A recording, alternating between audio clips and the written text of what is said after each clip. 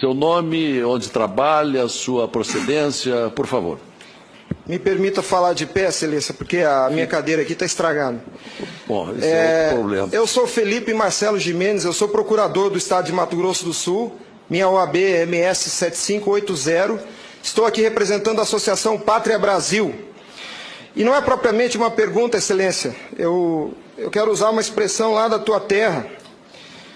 Nós somos advogados, o senhor é advogado, eu sou advogado, e quando esses cientistas falam da tecnologia da informação, nós ficamos mais perdidos que Cusco em procissão. Essa é uma frase muito dita lá. Pois é. Acontece que o nosso povo vem sendo enganado por essa máquina, essa arapuca, porque sempre que olhamos para o problema, tentamos enxergá-lo através da tecnologia. E, na verdade, Excelência, nós temos que olhar para essa máquina com a luz da lei. Antes da ferramenta, deve prevalecer a ordem jurídica. A ferramenta deve servir à ordem jurídica e não o inverso, Excelência. Nós estamos vivendo uma inversão, onde a ordem jurídica é posta de joelhos diante da ferramenta.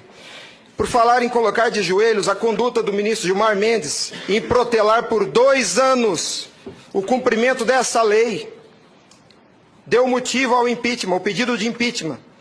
E eu vou mais além.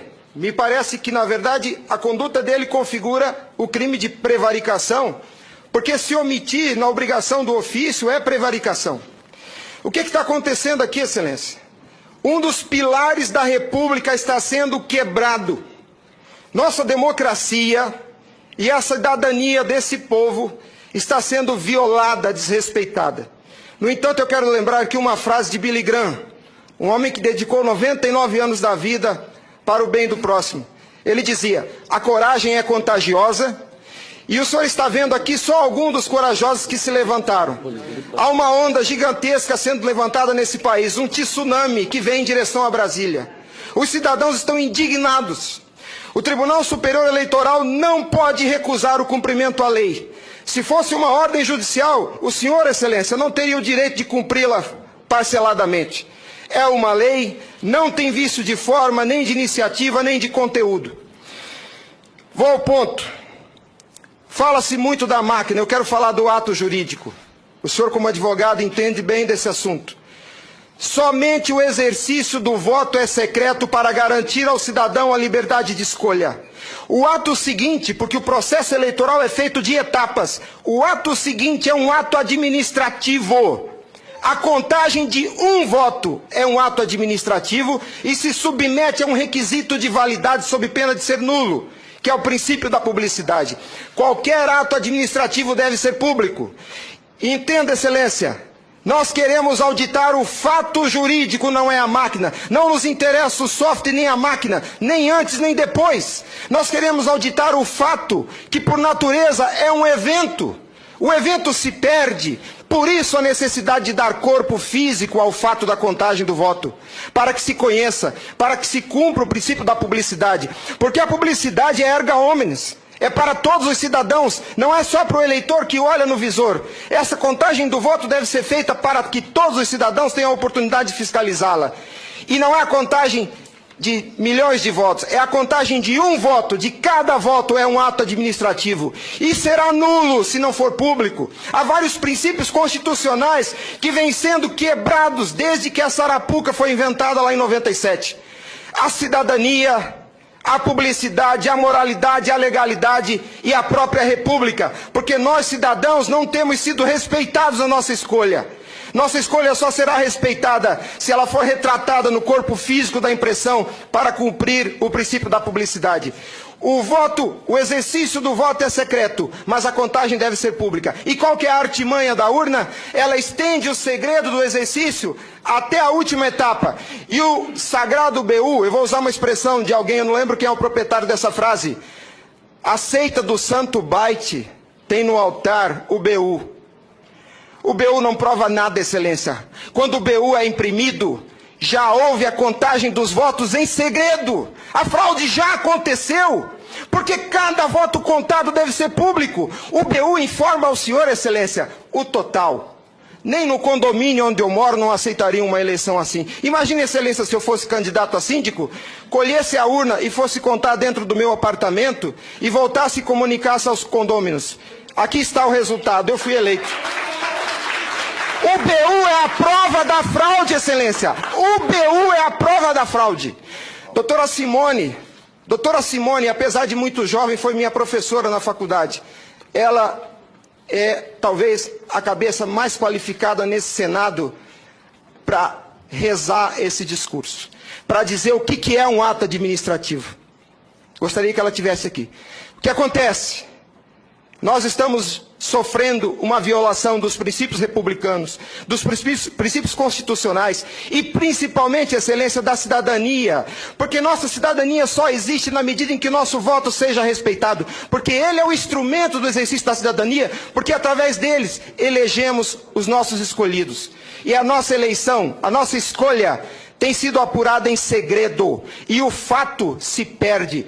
Por isso que os adeptos da seita do Santo Baite dizem que nunca há fraude. Porque quando se procurar o fato dentro da máquina, ele já não está mais lá, ele está no BU.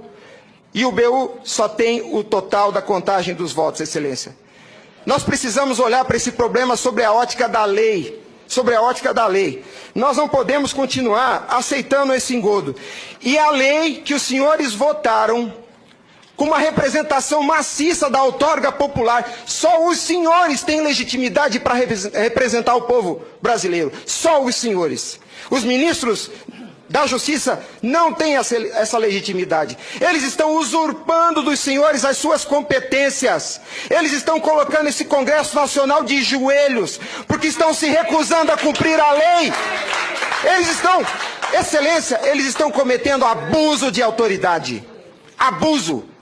Porque essa lei que os senhores votaram com 71% do Congresso Nacional, a derrubada do veto teve um peso de outorga popular maior do que as emendas à Constituição.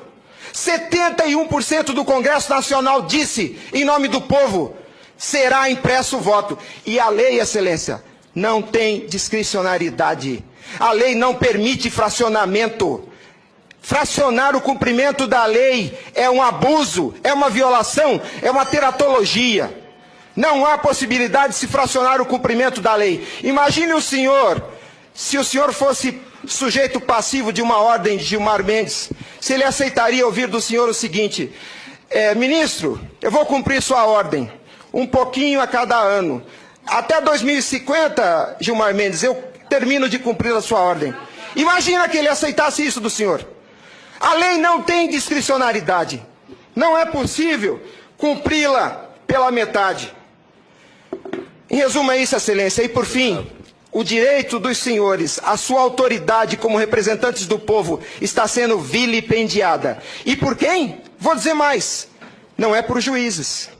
Os ministros, quando sentam na cadeira do Tribunal Superior Eleitoral para administrar esse serviço público, que é a eleição é um serviço público, não é jurisdição, não é um ato jurisdicional. Quando eles lá, sentados em seus gabinetes, estão administrando o processo eleitoral, são administradores sujeitos aos princípios constitucionais, como qualquer agente do executivo. A hibridez da justiça eleitoral tem confundido o povo. Mas a competência se dá, a função se dá em razão do cargo, não do indivíduo. Quando eles estão se desincumbindo do processo eleitoral, estão executando ato administrativo, não são juízes.